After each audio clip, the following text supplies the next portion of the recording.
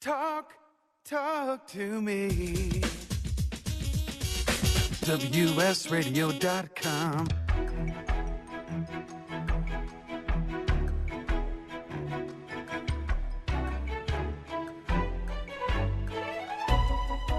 The San Diego Council on Literacy brings you Literacy for All with your host, Jose Cruz. Hello, welcome to the show. I'm Jose Cruz from the San Diego Council on Literacy. Joining us today from the San Diego County Office of Education is Cindy Dunlevy. She's the coordinator of the Everyone a Reader program for County Office of Education. Welcome to the show, Cindy. Thank you. Thank you for being here. This is awesome. So glad to have you on. This is probably our fifth show, and you and I have talked about bringing you aboard because you have a lot to share. And we want people to know more about what you're doing with the Everyone a Reader program. Tell us about the work that you do there. The Everyone a Reader volunteer program started in 1995, and its mission is to help students in the first, second, and third grade that are developing readers have extra support by working with tutors that have been trained, and they work one-on-one. The volunteer tutor works about an hour a week, about 15 minutes with each student. And it's that special one-on-one relationship as the student reads to the tutor that really creates a bond. The program goes beyond just helping students with their literacy skills. It helps build their confidence. They're able to have someone work with them to give them tips when they need strategies, such as they'll ask specific comprehension questions or decoding questions. How are the children identified for this program? We know there are a lot of young people who need help, and so and we'll get back to the 15 minutes because that's a natural question I think that you get a lot. But how are they identified for this additional service in the classroom? We work closely with the teachers, and our desirable target market of student is someone who's just below reading level. They're just below grade level. Basically, all they need is reading practice to bring them up to the grade level that we'd like them to be at. So we ask the teachers to provide their reading level, and we match their reading level with book levels. So they're at their independent reading level, not their instructional level, but their independent reading level. And as they progress with the tutor, they are gradually moved up the reading levels until they're where we want them to be, and then they can be exited from the program, and a new student can be brought in. Very good. Now, I do understand, just from tutor training and some of my background, independent reading level, instructional level, and then you have, of course, the frustration levels, which you don't want to come to. What is the rationale by starting at the independent level? My guess is with that level, you have a greater prospects for successful reading. Yes, and we're building confidence as well. And our volunteer tutors, although they are trained, they go through a short training process. We have a couple of hours of a training program that we put them through. So they're not, really equipped to work with students far below reading level or to provide strategies that the teacher would be more apt to be able to provide. So we just work with that level that the students shouldn't miss more than about 10% of the words, and then we gradually move them up. I had not known that. So you might have students who have learning difficulties or learning differences. We talk about dyslexia or learning disabilities, but here are young people that you're targeting that are behind for some reason, and if they just had this additional support, then that would help them come closer to the grade level reading.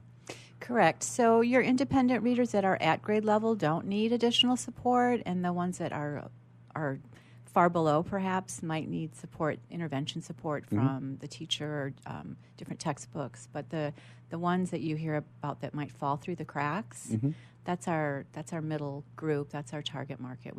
They just need extra practice and some strategies, and they can move up to where the teacher wants them to be. And without your program, they wouldn't get that extra practice. So even though they might not have special learning problems, if they're not getting the attention that you're providing through this program, then they're going to fall behind just like any other student who has a learning challenge situation. Exactly. So tell us, what do you teach in the tutor training? We teach the volunteers to ask some specific questions. If a student might pause, for instance, at a word, some strategies. Is there a picture that can help you? Can you skip that word and read on? Get your mouth ready to say that first letter, and then that will help them decode it. They're not difficult, but perhaps the student hasn't heard this before. Perhaps the student needs to be reminded of these strategies. So they're very easy, actually, but it's very impactful, and especially having that one-on-one time. Is this what they call guided reading? The terminology just came back to me, but it's not that, is it? No. Is that something else? Yeah. All righty. Yeah. Now, people might say, 15 minutes? How often does a tutor see a particular child? I know that it's impactful. Tell us how it is or why it is, because it is just 15 minutes. 15 minutes per day. Mm-hmm. Hopefully, the tutors have enough time to do this, and the students have enough time to do this 3 to 4 times a week. Okay. So that is 45 minutes to an hour of one-on-one reading support per week. I remember when I was getting my teaching credential, one of my professors said, the average time you have with a student per day, and it's not even it's 7 minutes, not even in one time frame. It's 7 minutes across the day. Oh, my. So I remember thinking to myself, not me, I'm going to be better as a teacher. Right. But it's very difficult to have that one-on-one time with all the needs in the classroom. So it happens multiple times. We keep it to 15 minutes because we want to minimize the amount of time that the student's out of the class. And it makes it easy for volunteers to think, you know what, I can do an hour per week.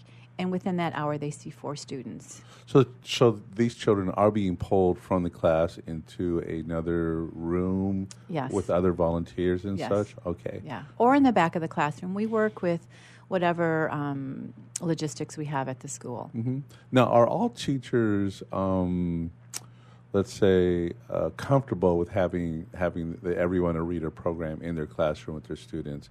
Is this a situation where the teachers are working with the volunteers, or is it more that pull-out format?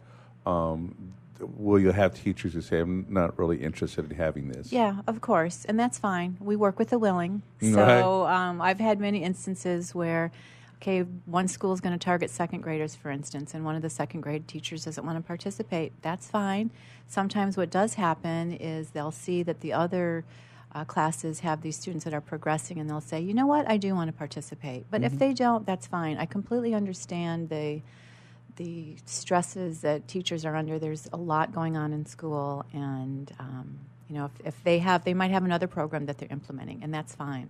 Very good. Well, you have a teaching background. Let's go back to that and how that prepared you for this particular work, because there's a difference between being a teacher and running a program like Everyone a Reader. How did you make that transition, and how did being a teacher help you with what you're doing? And I'm guessing you could relate to what's happening in the classroom with the teachers and the children that they're having to work with. Yes, and you did ask about the involvement of the teachers, and I wanted to mention that we don't really impact them that much, because that's why each school that has the Everyone a Reader program, and we're in about 150 schools throughout San Diego County, we actually have about 2,000 volunteers, and we work with about 3,000 students every year.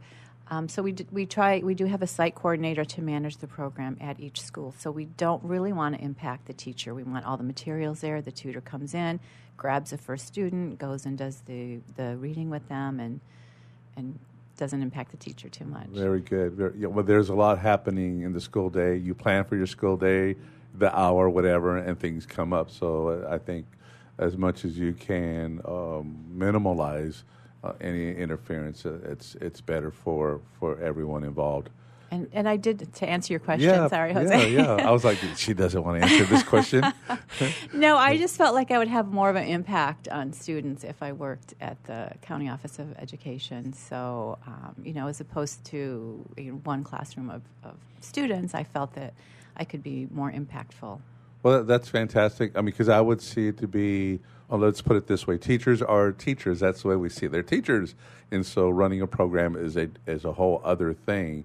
And you made that transition, and you did that how long ago? I've been with the county office since 2005. Sorry, All right. 13 years. Yeah. And do you miss teaching?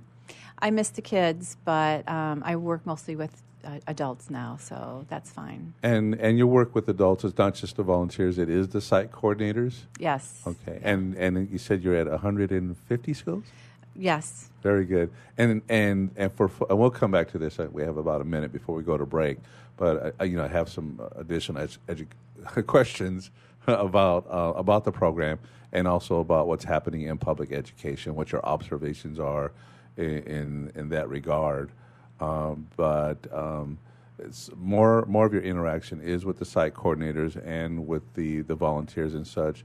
And another question I think would relate to, what should people know if they want to be a volunteer with Everyone a Reader? How long is the training? What are you looking for in volunteers? And maybe you can tell us that before we go to break. We're looking for someone that has availability at the same time and day every week, and make a commitment to come so that the students have this support. When we do our volunteer training, it is only 2 hours. We'll have it either at the County Office of Education or at a school site, and it's something that all parents can attend. It's easy, it's fun, and I get a lot of positive feedback. Very good. Okay, well, we're going to go to break. I'm Jose Cruz from the San Diego Council on Literacy.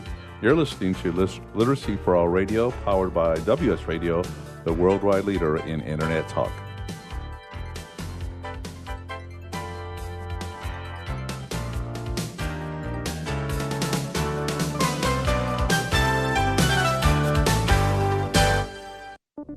Are you a small business or nonprofit? Securing Our eCity Foundation offers free cybersecurity seminars so businesses of every size can become more cyber safe. According to Forbes, just one cybercrime incident can cost a company over $15 million. Protect yourself, your employees, and your business before you fall victim to the nation's fastest growing crime. Go right now to securingourecity.org or call 619-630-2444. Looking to be a successful entrepreneur? The virtual assistant industry continues to be a top choice for those looking to start their own business. The problem can be how to become a virtual assistant. Many turn to the Bible of the VA industry, the book Virtual Assistant, the series, and it's the perfect guide for office managers, executive assistants, and other administrative professionals looking to make the transition from employee to successful business owner. Go to vatheseries.com to get your copy today. Small businesses are the lifeblood of America's economy. Every Thursday, SBA Radio interviews industry professionals and is dedicated to provide small businesses with timely insights and innovations. Visit www.sbaradio.us for details. Homeless veterans and their families are suffering and need our support, but many won't ask or don't know that help is within reach. Veterans Community Services is here to help. Amazingly, about 35% of the homeless in our neighborhoods are veterans with families. Low-income veterans or their friends are encouraged to contact Veterans Community Services and reach out for help with housing and other services. Call now, 800-974-9909. Securing Our eCity Foundation is a nonprofit organization focused on cybersecurity awareness and education. Formed in 2011, their mission is to enable every San Diegan to live, work, and play safely in the cyber world. For more information, visit securingourecity.org or call 619-630-2444. securingourecity.org, 619-630-2444. securingourecity.org. Donate cash, furniture, clothes, and other gently used household items to Father Joe's Villages and get a nice tax break in April. Every donation is tax deductible. Believe you can make a difference. Be Father Joe. Go to neighborhood.org or call 1-800-HOMELESS to donate today. Life is full of misadventures, from car crashes to home fires to getting choked out on the mat. Yes, I said getting choked out because I'm Carlos Kramer, jiu-jitsu competitor, MMA and media personality, and mild-mannered insurance agent. You can follow my adventures on Kick-Ass Radio, and I can protect you from life's misadventures at Kramer Insurance. Home, auto, life, business, and workers' comp. We're at KramerINS.com, and I want you to join my world.